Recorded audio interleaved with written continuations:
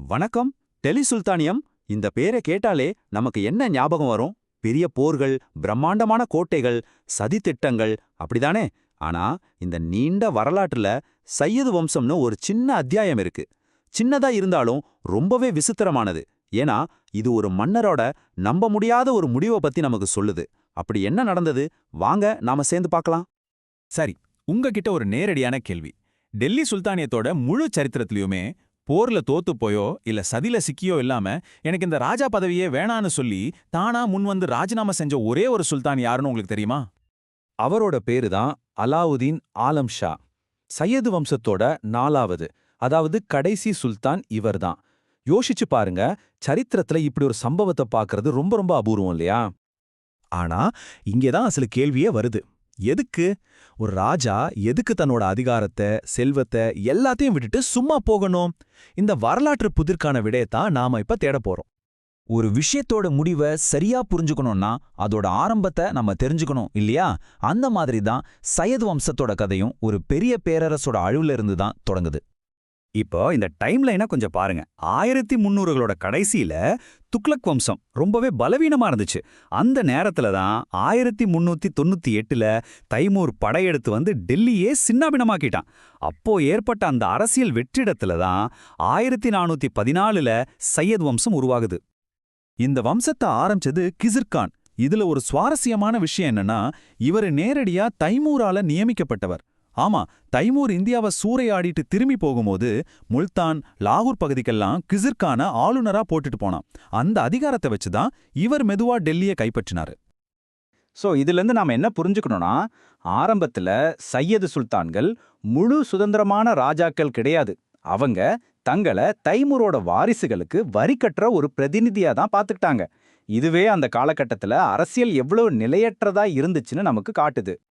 சரி, இப்ப இந்த வம்சத்தோட ஆட்சி காலத்துக்குள்ள கொஞ்சம் போவோம். இவங்களோட ஆட்சி காலம் ரொம்ப சின்னதுதான். ஆனாலும் வரலாற்று ரீதியா சில முக்கியமான விஷயங்கள் இதுல இருக்கு.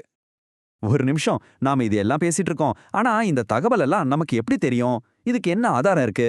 சையது வம்சத்தை பத்தி நமக்கு இவ்ளோ விஷயங்களை சொல்ற இந்த ஆதாரம் எது? அதுதான் இந்த புத்தகம், தாரிக்-இ முபாரக் ஷாஹி. இதை எழுதினது யாஹியா பின் அஹமத் சிரிந்தி. சையது காலத்தை பத்தி தெரிஞ்சுக்க நமக்கு கிடைச்ச மிக முக்கியமான ஆதாரம் இதுதான். குறிப்பா தேர்வுக்காக படிக்கிறவங்க இந்த பேரை கண்டிப்பா ஞாபகம் வச்சுக்கணும். ரொம்ப முக்கியம்.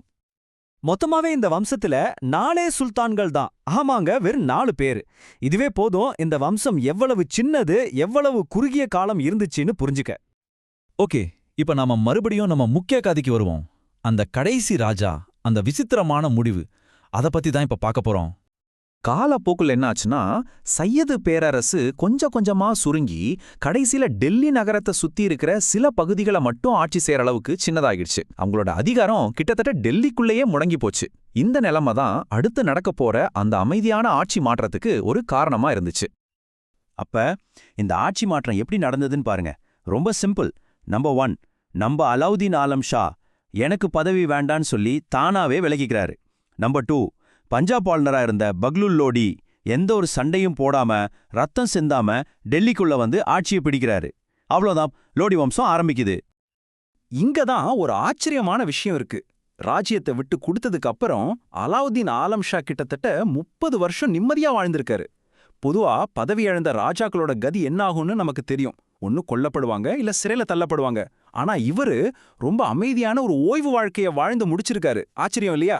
சரி வாங்க, இது வரைக்கும் நாம பார்த்த எல்லாத்தையும் ஒரு தடவை வேகமா மறுபார்வை செஞ்சிடலாம். முக்கியமா தேர்வுக்காக படிக்கிறவங்களுக்கு இது ரொம்பவே பயனுள்ளதா இருக்கும்.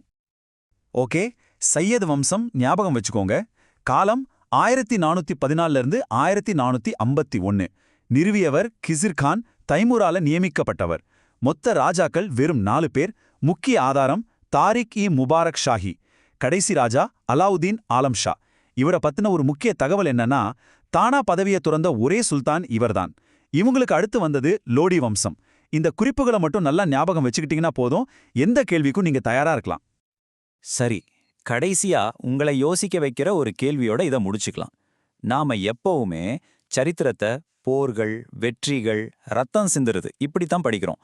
ஆனா ஒரு ராஜா அமைதியா சண்டையே இல்லாம அதிகாரத்தை விட்டு கொடுத்த இந்த நிகழ்வை நாம எப்படி பார்க்கணும்? ஒரு பெரிய ரத்தக்களரி வெற்றியை விட இந்த மாதிரி ஒரு அமைதியான ஆட்சி மாற்றம் மிகவும் குறிப்பிடத்தக்கதுன்னு நீங்க நினைக்கிறீங்களா? யோசிச்சு பாருங்க.